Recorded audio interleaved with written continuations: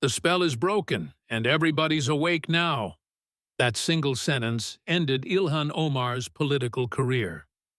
But let me rewind 37 minutes to the moment Senator John Kennedy turned a routine oversight hearing into a public execution. C-SPAN cameras, packed gallery. Omar walked in like she owned the room. She had survived worse, or so she thought. Kennedy sat motionless at the dais, hands folded, eyes tracking her like a Louisiana gator, watching dinner wade too close. Nobody expected what came next. 50 million viewers later, neither did she. If you've ever wondered what accountability looks like when it finally shows up, stay right here. And if you know someone who needs to see this, that share button is calling your name. The hearing's chairman finished his opening remarks, something forgettable about fiscal responsibility and the sacred trust of public service. Then he yielded to the senator from Louisiana. Kennedy adjusted his microphone with exaggerated care, as if handling something delicate. He squinted at his notes, then looked up with an expression of genuine confusion. "Congresswoman Omar, I appreciate you being here today. I really do. Now, before we get into the serious stuff, I need you to help me understand something." He paused, scratching his chin. "My grandchildren, they listen to all kinds of music I don't understand, and they were playing this song the other day, something about Benjamins. You familiar with that?" Omar's eyes narrowed slightly. "I'm not sure what you're referring to, Senator." "Oh, you know that Puff Daddy fellow, or P. Saradiddy, or whatever he's calling himself this week?" Kennedy waved his hand vaguely. "He's got this song. It's all about the Benjamins. Now, my grandkids tell me Benjamins means $100 bills. Is that right?" A few chuckles rippled through the gallery.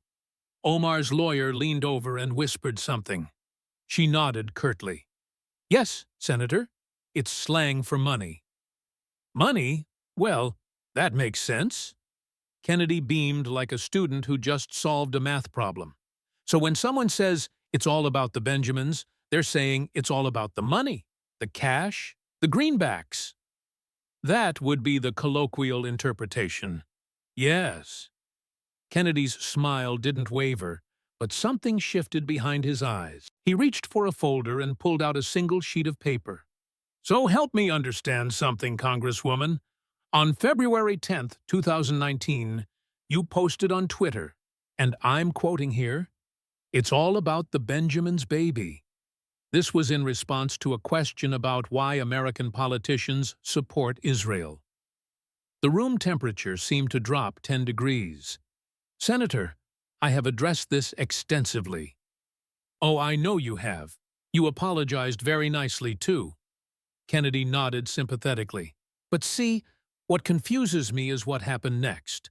A reporter asked you who was paying these politicians, and you said," he consulted the paper, "The IPAC, the American Israel Public Affairs Committee, is a lobbying organization that—" "Ma'am, I know what IPAC is." Kennedy's drawl stretched the words like taffy. "What I'm trying to understand is why you used a phrase about money, about Benjamins, to describe Jewish support for Israel. Because, see, there's this old stereotype, real ugly one, says Jewish folks control the world through money. And when I read your tweet, and then I read about that stereotype, well," he spread his hands, "they look awful similar." Omar straightened in her chair. "I have apologized for the language I used. I have acknowledged that it touched on anti-Semitic tropes. I have learned and grown." "You apologized?" Kennedy agreed. February 11th, the very next day. Quick apology. Real quick. He pulled out another paper. "But here's what bothers me. I've got a memo here, obtained from sources I'm not at liberty to disclose, from your office dated February 9th, the day before your tweet." Omar's lawyer was already on his feet. "Senator, the provenance of that document—" "Sit down, counselor. I'm asking questions, not filing charges." Kennedy didn't raise his voice, but the lawyer sat. "This memo discusses, and I quote, strategic messaging around Israel lobby influence. It talks about how the base will respond positively to direct criticism of IPAC's financial influence. It says, and I love this part, potential blowback can be managed through timely apology if necessary." The gallery erupted. Cameras clicked. Omar's face had gone very still. "So, what I'm wondering, Congresswoman, is this. Was your apology remorse, or was it— what's the word?" Kennedy snapped his fingers as if trying to remember. "Oh, right. Strategy." Omar's voice was tight. "That document is either fabricated or taken out of context. My apology was sincere." "Ma'am?" Kennedy held up a hand. "In Louisiana, we have a saying, you can put perfume on a pig, but it still stinks." He leaned forward. "You apologized for Benjamin's. Then a month later you talked about dual loyalty, another anti-Semitic trope. You apologized for that too. Then you did it again. And again." He stacked the papers neatly.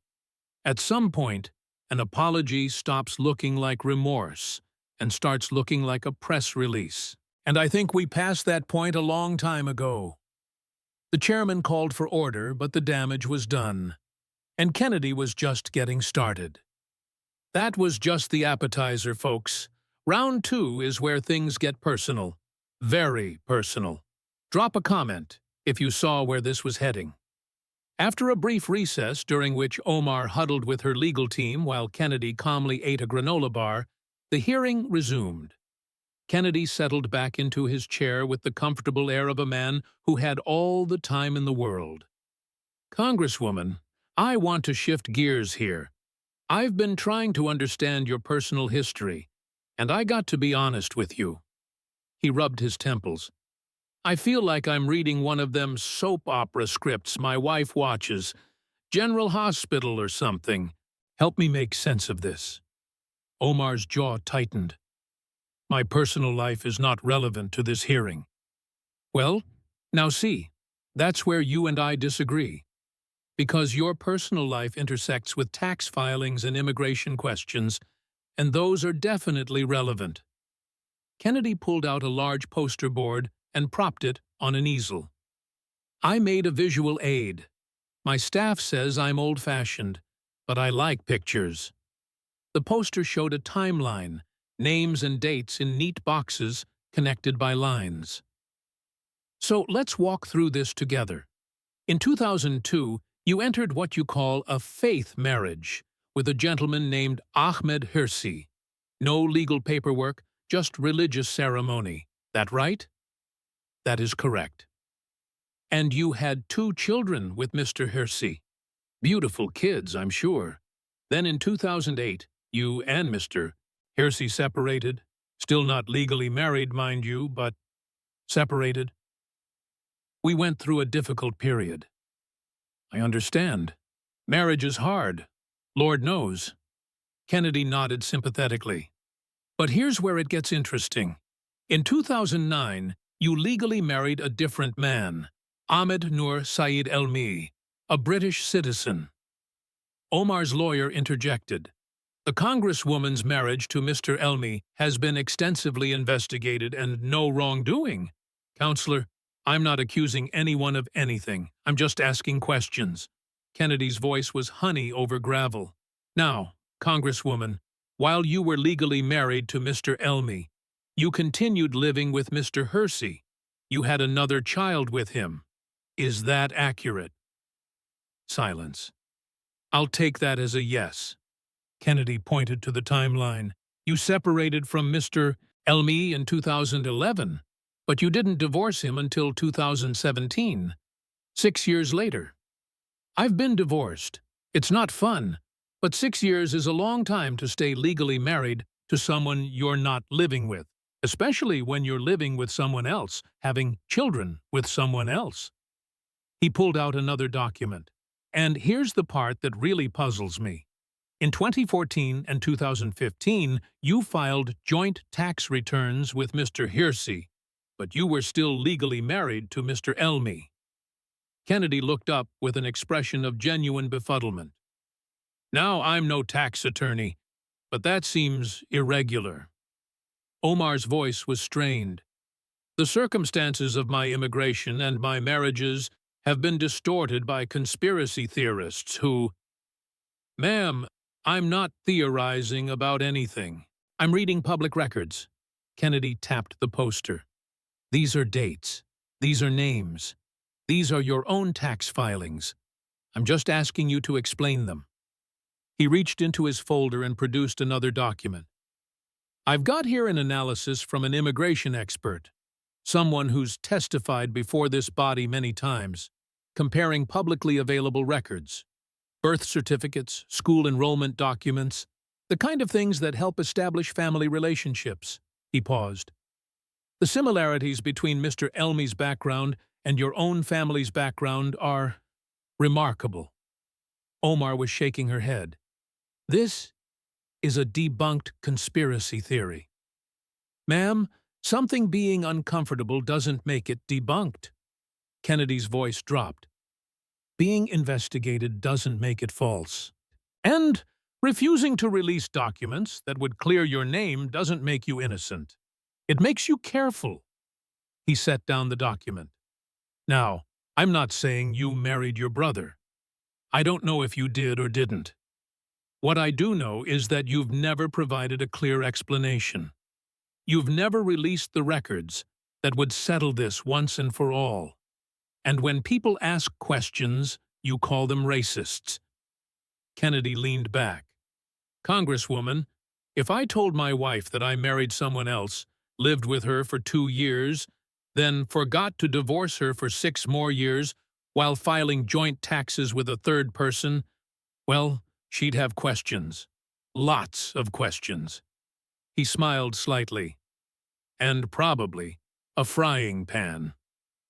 Nervous laughter rippled through the gallery. But she'd get answers, because when you've got nothing to hide, you don't hide anything.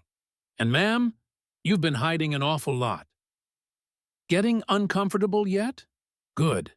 The next round involves $3 million and a very convenient husband. Share this with someone who needs to see what real accountability looks like. Kennedy shuffled through his papers with the deliberate slowness of a man who knows exactly what he is looking for and wants everyone to watch him find it. Congresswoman, let's talk about love. He looked up with a grandfatherly twinkle.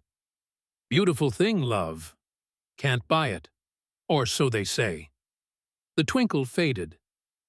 But apparently, you can expense it. Omar's lawyer was already objecting. The chairman overruled him. In 2018, your campaign hired a consulting firm called E Street Group, run by a gentleman named Tim Minette. Kennedy pronounced the name carefully. Now, Mr. Minette was married at the time to a woman named Beth. And you were married, too, to Mr. Hersey, legally this time since you'd finally divorced Mr. Elmy. He produced a thick folder. Over the next 2 years, your campaign paid E Street Group for various services: fundraising, consulting, digital communications, travel expenses. Kennedy began laying receipts on the table like a blackjack dealer. The payments started small. Then they got bigger. And bigger. By 2020, your campaign had paid Mr. Minette's firm nearly $3 million. The number hung in the air. Now, here's where it gets interesting. Kennedy pulled out a legal document. In August 2019, Beth Minette filed for divorce, and in her filing, she alleged that her husband had told her he was romantically involved with you. Congresswoman. Omar's voice was controlled. My personal relationships are not. Ma'am, When your campaign is paying your boyfriend's company $3 million, it stops being personal. Kennedy's drawl sharpened. It becomes a matter of public concern, because that money came from donors. Regular people who sent $20, $50 because they believed in your cause. And you used their donations to pay a company run by the man you were having an affair with. He laid out more documents. I've got expense reports here. Travel consulting to destinations that look an awful lot like romantic getaways. Strategy sessions at 5-star resorts. Calendar entries showing meetings that happened to coincide with times when Mr. Minette's wife thought he was working late. Omar's lawyer stood. These documents are of questionable origin. Counselor, everything's questionable until it's in an indictment. Kennedy didn't look at him. I'm just showing what's been compiled from public filings, divorce proceedings, and sources who shall remain confidential. He turned back to Omar. Let me make sure I understand the sequence of events. You hired a man. You fell in love with that man.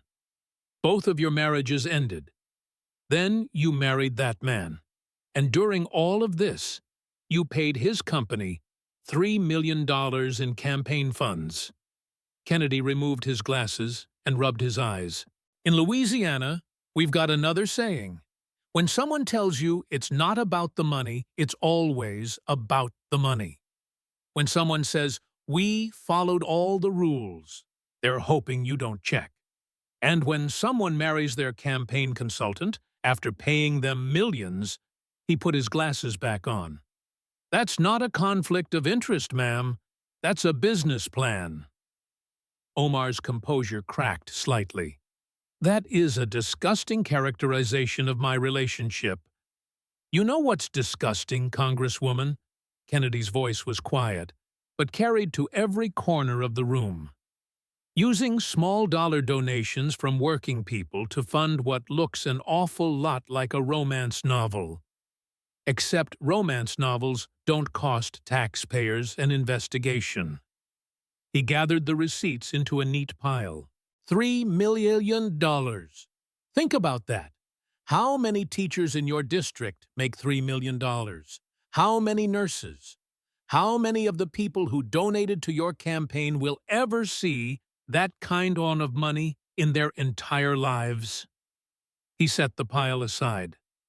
And you gave it to your boyfriend's company while you were both still married to other people, while your donors thought they were funding democracy.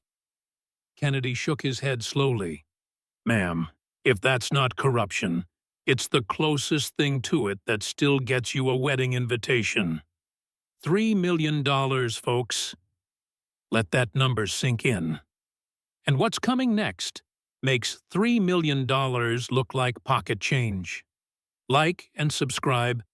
You don't want to miss this. The gallery had thinned during the lunch break.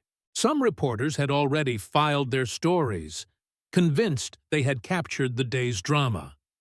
They were wrong. Kennedy returned to the hearing room carrying a single manila folder. He moved with purpose. Now the folksy grandfather routine had given way to something sharper. Congresswoman, I want to talk about feeding children. He opened the folder. Noble cause, essential work. Except in your district, the only ones getting fed were the fraudsters. He looked up, and boy, did they eat well. Omar shifted in her seat. I have been one of the most vocal critics of the fraud that occurred. We'll get to that. Kennedy raised a hand. First, let's establish the facts. Are you familiar with an organization called Feeding Our Future? I am. It was a nonprofit that administered federal meal programs. It was the largest pandemic fraud scheme in American history. Kennedy's voice cut through hers. Not Minnesota history, not Midwest history, American history. $250 million stolen, money that was supposed to feed hungry children during COVID. He pulled out a map of Minneapolis. And the epicenter of this fraud? Congresswoman, your district. Minnesota's 5th, your backyard. Omar's lawyer leaned in urgently. She waved him off. Senator, I represent a large district. I cannot be held responsible for criminal activity that— Let's talk about criminal activity. Kennedy produced a photograph. Do you know a man named Guhad Hashi? Omar's face flickered just for a moment. The name sounds familiar. It should. He worked on your campaigns, 2018, 2020, helped with turnout in the Somali community. Kennedy set down the photo. He also ran a fake food site called Advanced Youth Athletic Development. Claimed to serve 5,000 meals a day. Served 0. Collected $3.2 million. He pulled out another photo. How about Abdi Aziz Farah? He ran Safari Restaurant. Your office held events there. You appeared in videos promoting their community work. Kennedy's voice was clinical. He's been indicted. The restaurant was a front for feeding our future funds. More photos, more names. Here's what troubles me, Congresswoman. Your deputy district director, Ali Isi, gave a speech at a Feeding Our Future gala. This was in 2020 CTTC 2021, after the Minnesota Department of Education had already flagged them for serious deficiencies. Kennedy read from a transcript. Mr. Issa said, and I quote, I'm tired of the MDE thing. How many more do we have to fight against? He criticized state agencies for asking too many questions. He blamed the scrutiny on racism. He told the community to stick together. Kennedy looked up. Against who, Congresswoman? Against auditors, against investigators trying to protect children. Against people asking where the money went? Omar's voice was tight. My staff member was defending a community under attack. Your staff member was defending an organization that was stealing hundreds of millions of dollars.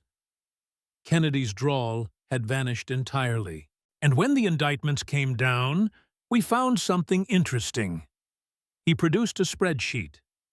Campaign contributions from individuals who were later charged in the fraud scheme. To your campaign, Congresswoman. Thousands of dollars from people who were stealing money meant to feed children. Omar leaned forward. We returned those donations as soon as you got caught. Kennedy finished her sentence. As soon as the indictments became public. Not when the red flags appeared. Not when your own staff was defending the organization. After. Only after. He set down the spreadsheet. 78 people have been charged in this scheme. 70 of them are from your community. Your campaign worker pleaded guilty. Your office defended the organization. Your events were held at venues that were funneling stolen money. Kennedy's voice dropped. And when it all came crashing down, you said, and I quote, Somali are also victims. The room was absolutely silent. The children who were supposed to eat those meals, they were the victims. The taxpayers who funded this program, they were the victims. The honest, hard-working people in your community whose reputation is now destroyed, they were the victims. Kennedy stood. He rarely stood during hearings. You, Congresswoman, were in the room where it happened. You were at the events. Your staff defended the fraudsters. You took their donations. And you want us to believe you saw nothing, heard nothing, knew nothing. He shook his head slowly. My grandmother used to say, when you lie down with dogs, you get up with fleas. Ma'am, you've got so many fleas, you could start a circus. $1 billion stolen from children. And she says she knew nothing. The final rounds are coming, and Kennedy is not done. Stay right here. The afternoon light slanted through the hearing room windows. Kennedy had been at this for hours, but he showed no signs of fatigue. If anything, he seemed more focused, more intent. Congresswoman, I want to go back in time. He spoke softly. Back before you were famous, before Congress, before the squad. Back to 2012, when you were just honest about what you believe. Omar's eyes narrowed. She knew what was coming. Kennedy read slowly, savoring each word. Israel has hypnotized the world. May Allah awaken the people and help them see the evil doings of Israel. He looked up. Your words, Congresswoman. November 2012. Twitter. I have addressed that tweet many times. You called it unfortunate. You said you didn't understand the weight of the words. Kennedy nodded. I accepted that. People grow. People learn. But then I looked at what came after. He produced a timeline, dates and quotes arranged chronologically. 2012, Israel has hypnotized the world. 2019, it's all about the Benjamins. 2019, dual loyalty. 2019, you vote against condemning the BDS movement. 2024, you call Jewish students at Columbia pro-genocide. Kennedy set down the timeline.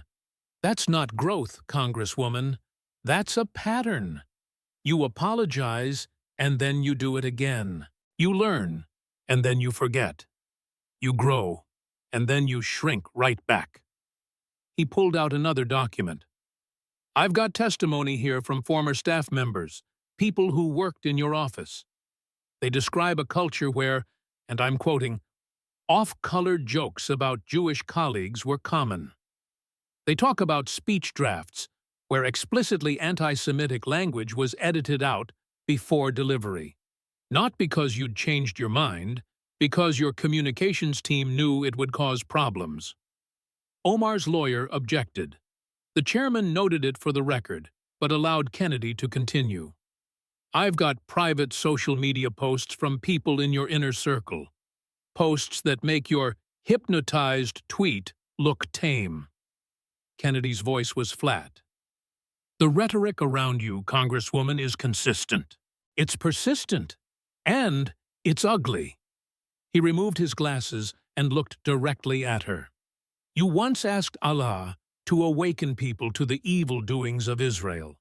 Well, ma'am, I think folks are pretty awake now, but what they're seeing isn't what you intended.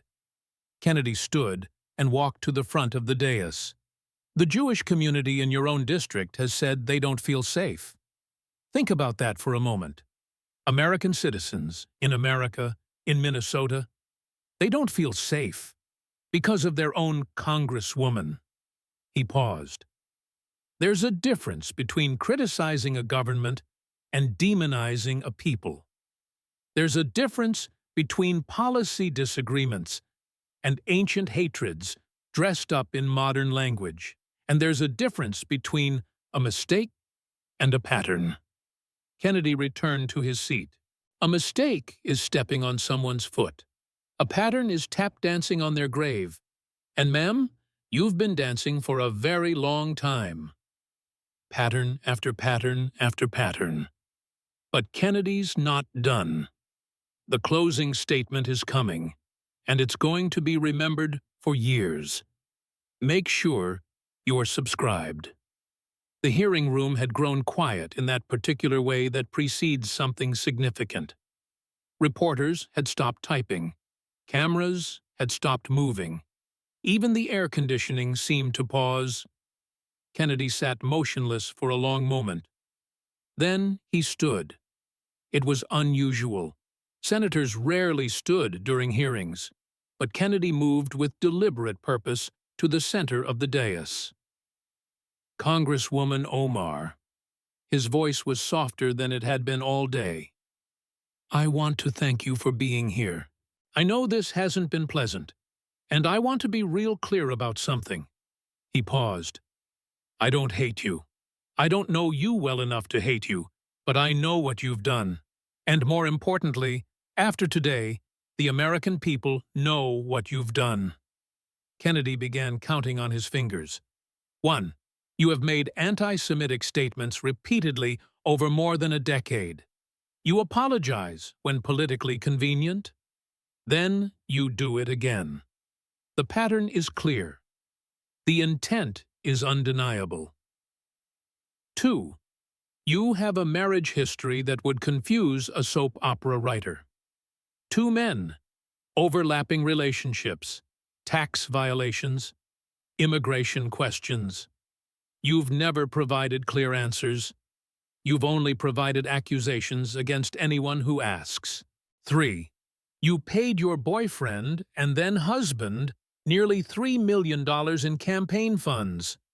Money from regular Americans who thought they were supporting democracy, not subsidizing your love life. 4. You sat at the center of the largest pandemic fraud in American history. Your staff defended the fraudsters. Your events were held at their venues. You took their donations. And when it collapsed, you claimed to know nothing. 5. Through all of it, you have played the victim. You have called critics racists. You have called questions Islamophobia. You have weaponized your identity to shield yourself from accountability. Kennedy walked slowly back toward his seat, but didn't sit. My constituents in Louisiana work hard. They pay taxes. They don't ask for much from their government except honesty. And when they see someone like you, someone elected to represent the people, wrapped up in scandal after scandal after scandal, they don't get angry. His voice dropped. They get sad. Sad that this is what American politics has become. Sad that accountability is a punchline. Sad that people like you keep getting re-elected because you've convinced half the country that anyone who questions you is a bigot. Kennedy finally sat. But here's the thing about sunlight, ma'am. It's the best disinfectant. And today, a whole lot of sunlight came pouring in. He straightened his papers. The room was absolutely still. I'll close with this. You once said Israel hypnotized the world, made people see things that weren't there, blinded them to reality.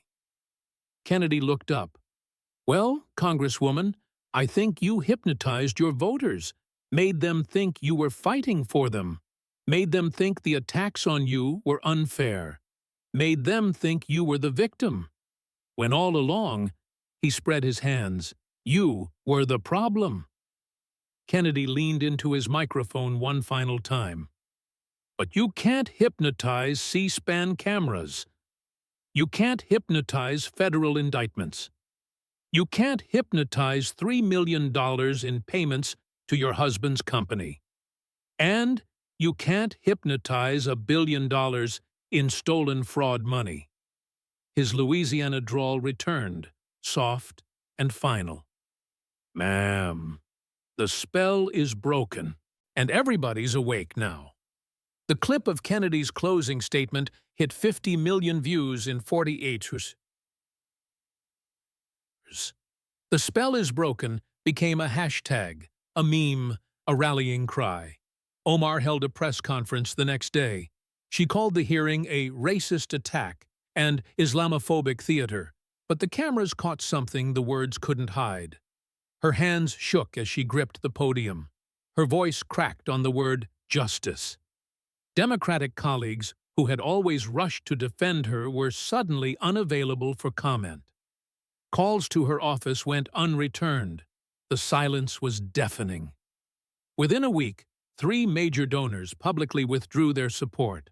Her campaign released a statement calling the hearing political persecution. Twitter ratioed it into oblivion. The Treasury Department announced an expanded investigation into the Minnesota fraud. Subpoenas were issued. Names were named. The web Kennedy had described began to tighten. 2 weeks later, a primary challenger announced his campaign. His launch video featured Kennedy's closing statement in its entirety. "It's time for new representation," he said. "It's time to wake up." Omar's favorability in her district dropped 12 points. Several staff members quietly resigned. Local community leaders, people who had defended her for years, issued careful statements about accountability and moving forward. A month after the hearing, a reporter caught up with Kennedy in a Capitol hallway. "Senator, are you proud of what you did in that hearing?" Kennedy stopped. He thought for a moment. "No, I'm not proud. I'm just tired." He rubbed his eyes. "Tired of people getting away with things because they yell racism louder than everyone else. Tired of accountability being optional. Tired of watching good people get fooled by smooth talkers." He started walking again, then paused. "But I'll tell you what I am. I'm hopeful. Because that hearing, more people watched it than watched the Super Bowl halftime show. And that tells me something." "What's that, Senator?" Kennedy smiled slightly. "That Americans are hungry for the truth. They're starving for it, actually. And every now and then, when someone serves it up plain and simple, without all the fancy Washington seasoning," he shrugged, "they eat every bite. If this story made you feel something, share it with someone who needs to see it. Drop a comment.